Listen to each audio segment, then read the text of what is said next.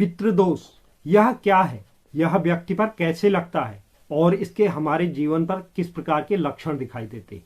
क्योंकि अक्सर आपने सुना होगा बहुत सारी कुंडलियों में पितृदोष देखने को मिलता है, लेकिन उसकी सही वजह पता नहीं होने के कारण हम आगे भी वो गलतियां करते हैं जिसके कारण पितृदोष कुंडली में निर्मित होता है। तो इसलिए हमें यह जानकारी पता होना बहुत अधिक महत्वपूर्ण है। तो सर्वप्रथम हम जानते हैं कि जब किसी व्यक्ति की कुंडली में पितृदोष होता है तो व्यक्ति के जीवन में किस प्रकार के लक्षण दिखाई देते हैं। यदि किसी भी जातक की कुंडली में पितृदोष होता है तो व्यक्ति को अनेक प्रकार की हानियों का सामना करना पड़ता है।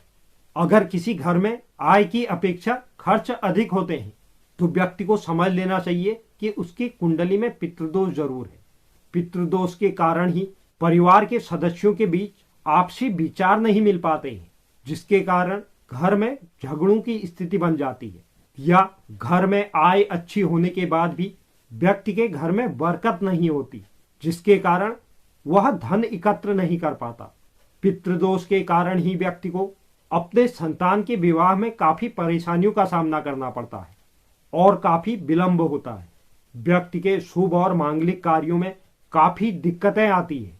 अथक परिश्रम के बाद भी थोड़ा बहुत ही फल मिल पाता है, बने बनाए काम बिगड़ने लगते हैं।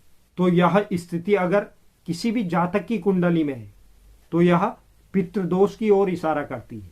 घर में कलह होना, अशांति होना, परिवार के सदस्यों के स्वास्थ्य पर नकारात्मक प्रभाव दिखाई देता है। रोग पीछा नहीं छोड़ते हैं। घर में मतभेद की स्थिति बनी रहती है। कार्यों में अनेक प्रकार की बाधाएं उत्पन्न होती हैं। व्यक्ति को अकाल मृत्यु का भय सताता है। संकट, अनहोनी या अमंगल की आशंका हर हमेशा बनी रहती है। घर में धन का अभाव होता है और भी अनेक प्रकार के दुखों का सामना व्यक्ति को करना पड़ता है। तो इस प्रकार की स्थितियां किसी भी जातक के घर में है या किसी भी जातक के जीवन में है तो उस जातक को अपनी कुंडली का विश्लेषण जरूर करवाना चाहिए कि कहीं उसकी कुंडली में पितृदोष तो नहीं। यह सब पितृदोष के कारण ही होता है। तो यह तो थे पितृदोष के जीवन में दिखाई देने वाले लक्षण। अब हम बात कर लेते हैं आखिर पितृदोष लगता क्यों है। पितृदोष लगने का मुख्य कारण अगर परिवार में किसी सदस्य की अकाल मृत्यु हुई है और उसका क्रियाक्रम सही ढंग से नहीं हो पाया है तो यह भी पितृदोष का कारण है।